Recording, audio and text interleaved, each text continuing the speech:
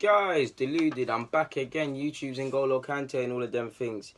Well, we've spoken about the players that might have to leave if a new manager comes in. Well, when a new manager comes in now, it's a case of when, not if. But we haven't spoke about the management behind the scenes, as in the coaches and all of them sort of things. Now, we might as well speak about them. So, firstly, I'm going to start with the managers, or I keep saying managers, coaches who can go for me. Boro. I can't say his last name, but those of you that follow Arsenal, one of Wenger's right-hand men, it's time to go. He actually was going to go to Turkey and stuff, so he won't be short of offers. Bold is at risk. I think Bold will probably stay in some capacity, but he's at risk of being demoted back to the youth side or something like that, or a new manager might bring in his men. Personally, for the record, I do believe on one hand you could afford to keep Bold. He knows the club at the end of the day. He knows the existing workings out of the club. Let's not be naive. A new manager is not going to change everything and tailor it all to his way of working within a matter of months. So he might have to keep certain members of the backroom for continuity and all of them sort of things. And when you make too many changes at once, it's a good thing, but it can be a bad thing because it takes a while to adapt to change and things like that. So Bold is at risk. Neil Banfield probably goes back to the youth, or he has to find a new job. For me, these are the man. I'm saying the man that can go. Sal Bibbo, I hope I said his name. Goalkeeping coach, he can go. Peyton, the goalkeeping coach, they can both go. Keepers have not improved at this club. Chesney learned more in 6 months than he did. However, he was at Arsenal. Check, fair enough, he's declining, but he's making the same mistakes.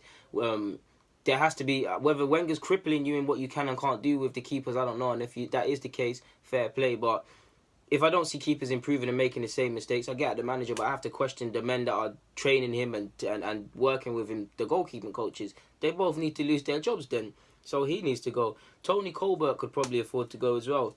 For me, I'm going to say the must-keeps. Gary O'Driscoll, club doctor. Ben Napier, first-team analyst. He's done a lot of good things for this club, to be honest. He's got to stay, and he's one I'm actually watching out for in the future. Vic Akers. I mean, when you look at everybody around the club, but now that Wenger's gone, he's probably the most closest you're going to get to a real Arsenal man. He's managed the women's team. He does his thing with the kits. You need these sort of men to stay in and around and keep a nice culture. I've spoken how I don't like the mediocre culture at this club, and I stand by that. But at the same time, you can't get rid of everything. You need to remember, it's like at work. How many guys do you lot have at work where you have them friends you might not at work you don't necessarily speak to, but it's a high and by, and you got the people you speak to. You need that to create a positive working environment. And I'm not even necessarily speaking about the coach. I'm talking about the dinner ladies and stuff like that.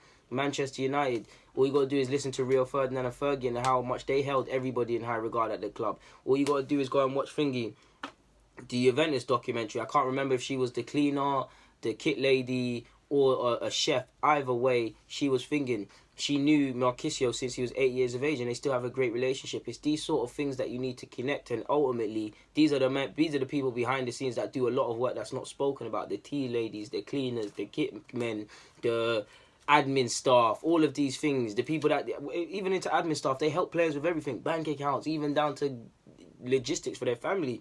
These are the sort of people you got to keep around the club. Vic Akers and his son, like I said, could stay.